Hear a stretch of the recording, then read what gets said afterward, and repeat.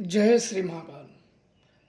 अनेकों साधनाएं होती हैं जो शक्तियों की कृपा प्राप्त कराती हैं और उनसे गुप्त रहस्य, गुप्त जानकारियाँ और गुप्त मार्ग प्राप्त होते हैं, जिससे शक्तियों को भी प्राप्त किया जा सकता है, ज्ञान को भी अर्जित किया जा सकता है और उन ज्ञानों को किसी को अवगत भी कराया जाता है ताकि अगले भी व्यक्ति आध्यात्मिक बन सके। आज मैं बात कर रहा हूँ महाश्मशान काली की, जो अनेकों लोग साधने का प्रयास करते हैं।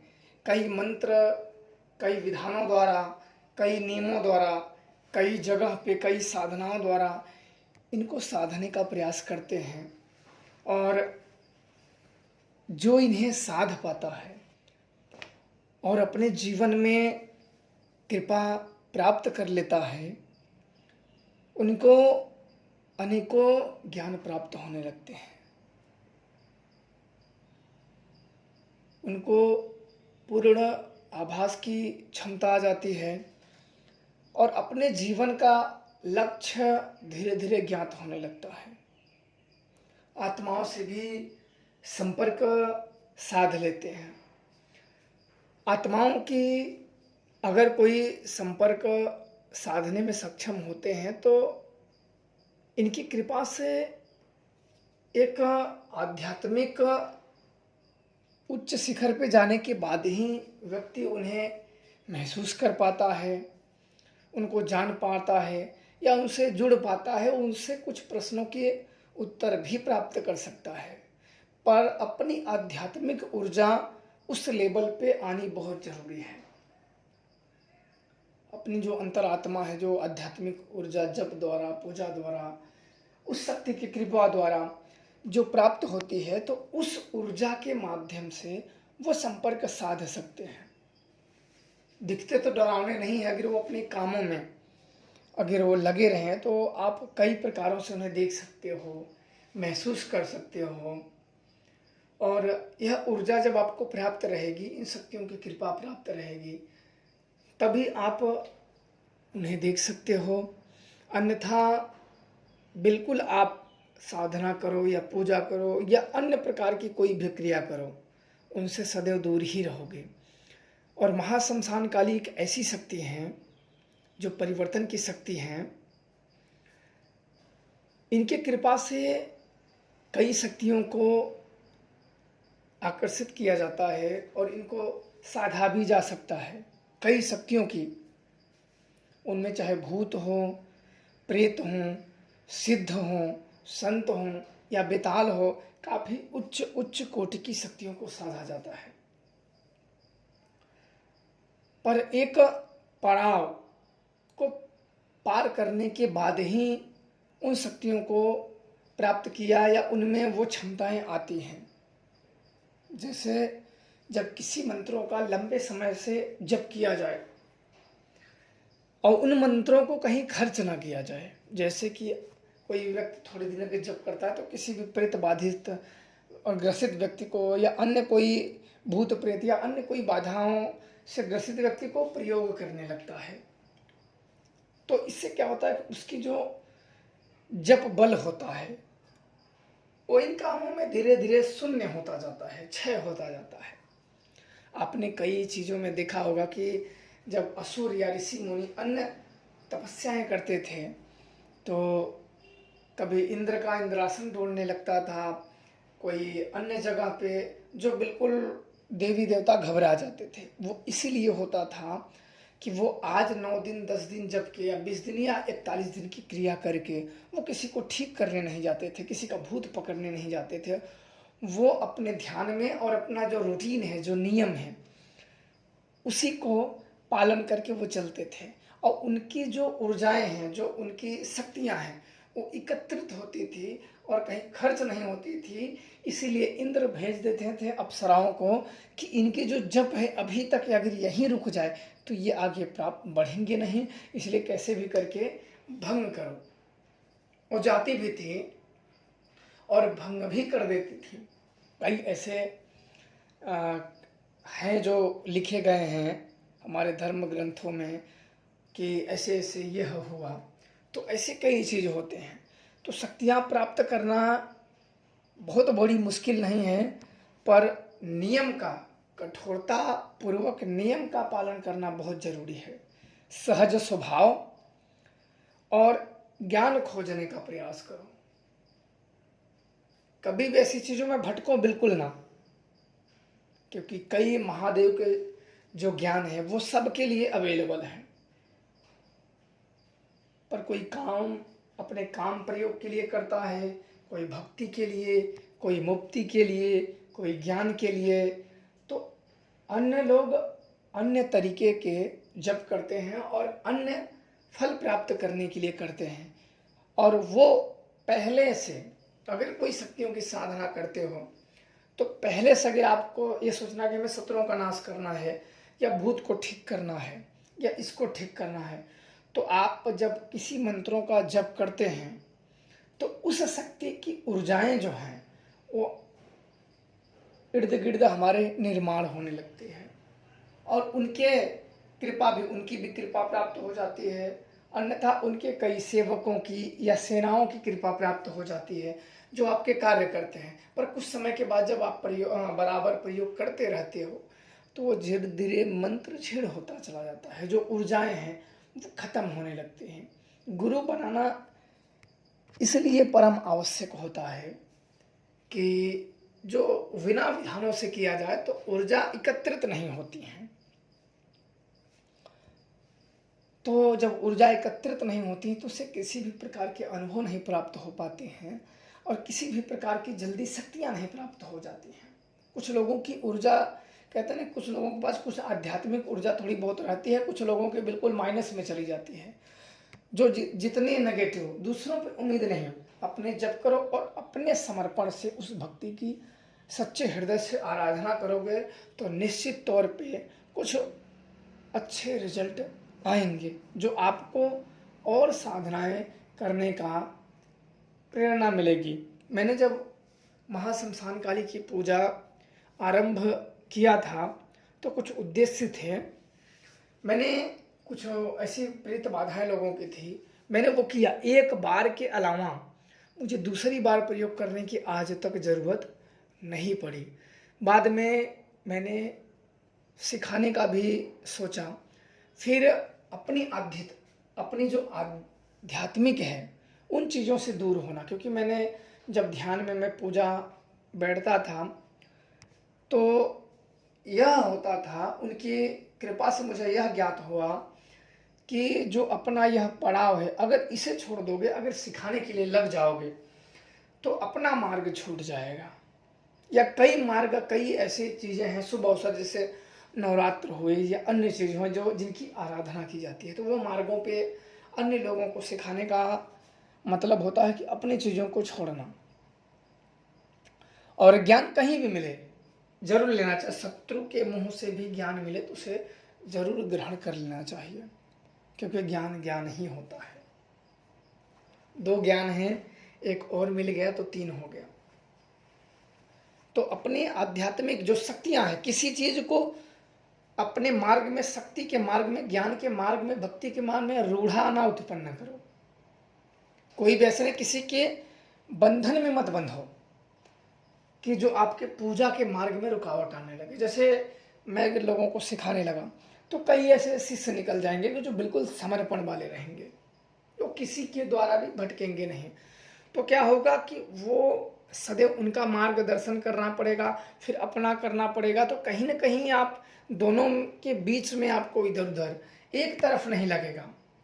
और इससे यह रहता है कि समर्पण भाव से अगर व्यक्ति है तो उसे सारी क्रियाओं को बता दो। जो सीखने का होता है, जैसे जो समझदार व्यक्ति होता है उसे इशारा ही काफ़ी होता है।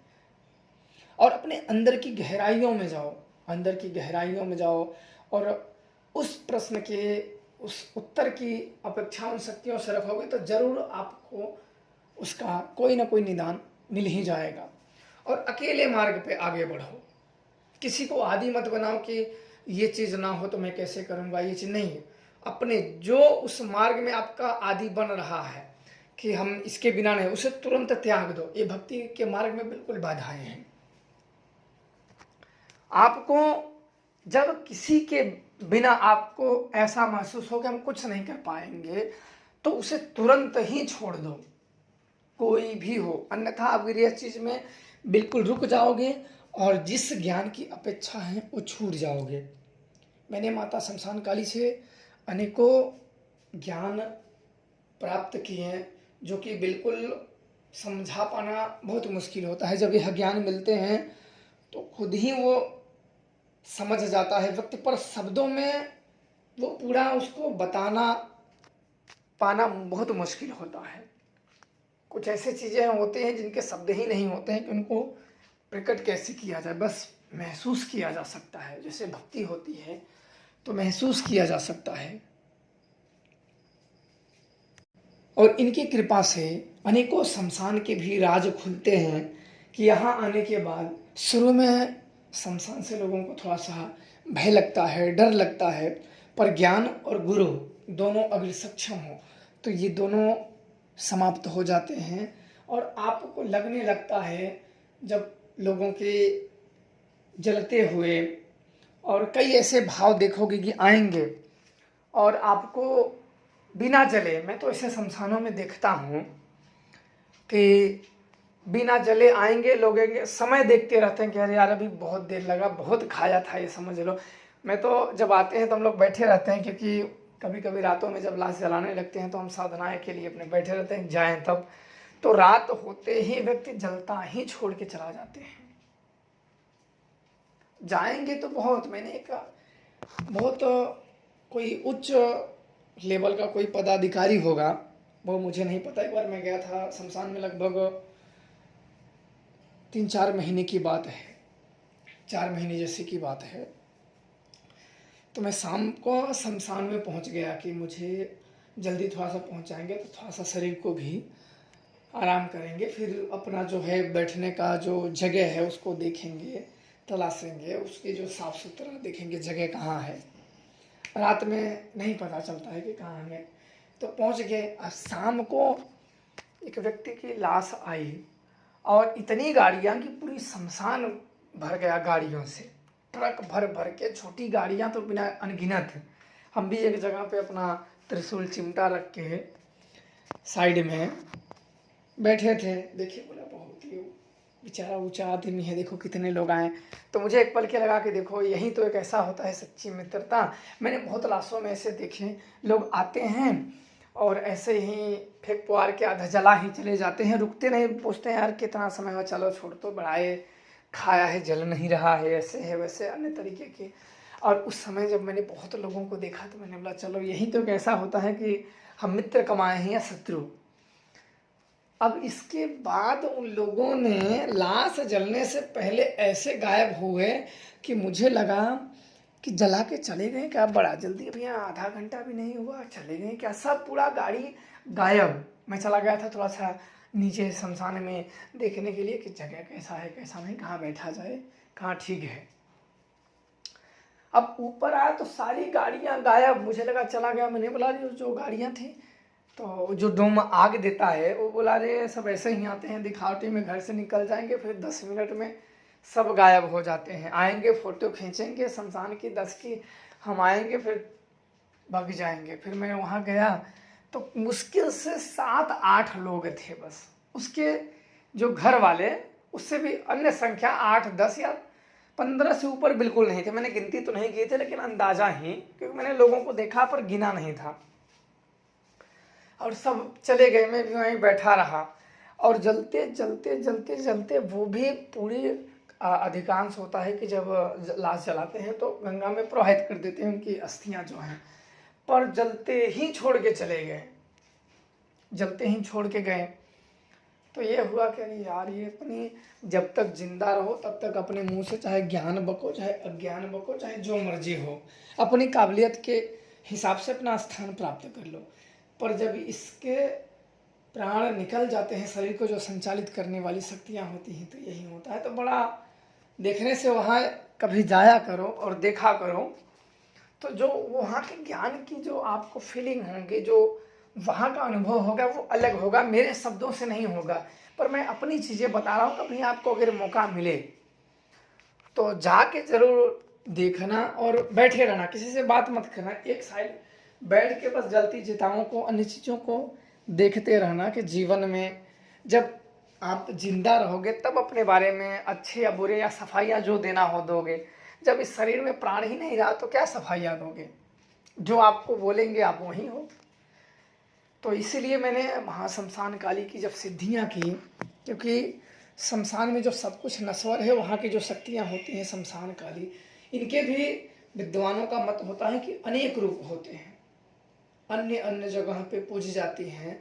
और शमशान काली वह होती हैं जो तांडव करते हुए जब चली थी, तो भगवान शिव, जो मेरे गुरुदेव मुझे बताए थे कि जब मुझे बताया कि शमशान काली की साधना कर लोगे तो कोई भी शक्तियों को आप बिल्कुल साध सकते हो, किसी भी शक्तियों को साध सकते हो, और इनकी कृपा से ये किसी का भी भोग ले सकते हैं, पर इनका भोग कोई नहीं ले सकता है।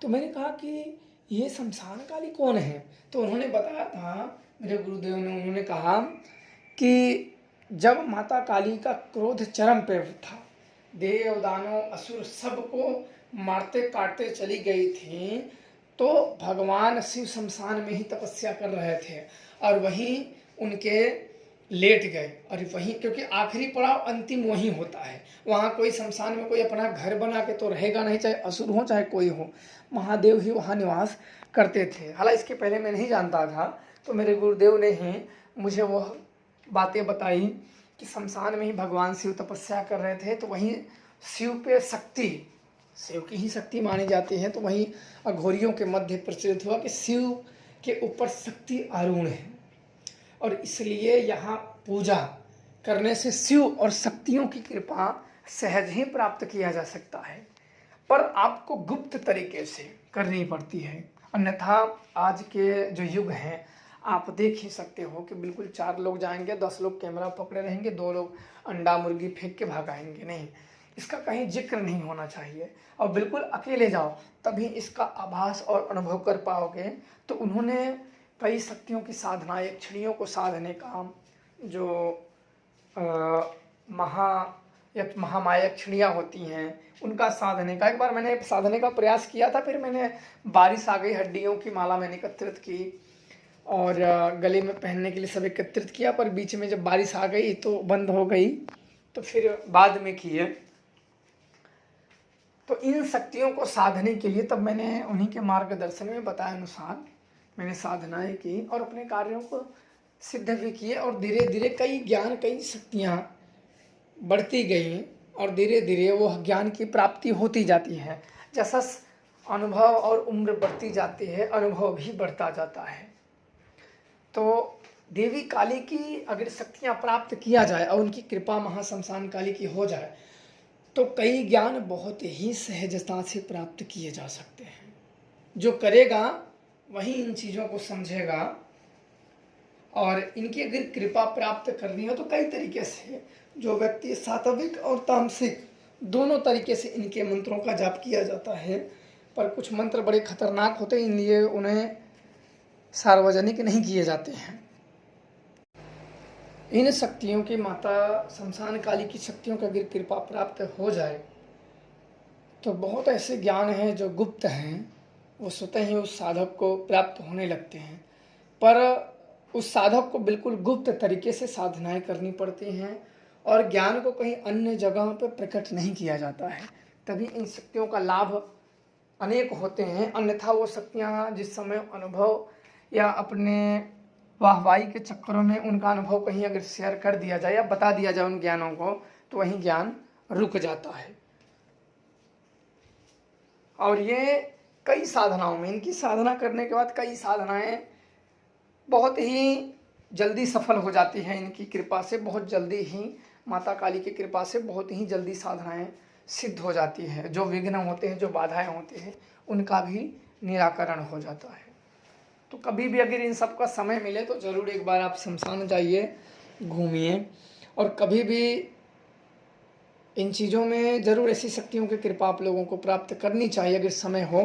अन्यथा जीवन में ज़रूर एक बार शमशान जाके घूम के चले आना चाहिए कि जीवन में जहाँ ले जाएगा अंतिम पड़ाव, तो वहाँ जाके फीलिंग क्या उत्पन्न होती है, मन कैसा करता है, क्या करता है, ज़रूर आप लोगों को जाना चाहिए और एक बार ज़रूर देखना चाहिए। फिर आप लोग बताना। खुश रहें और प्रसन्न रहें। जय श्री महाकाल।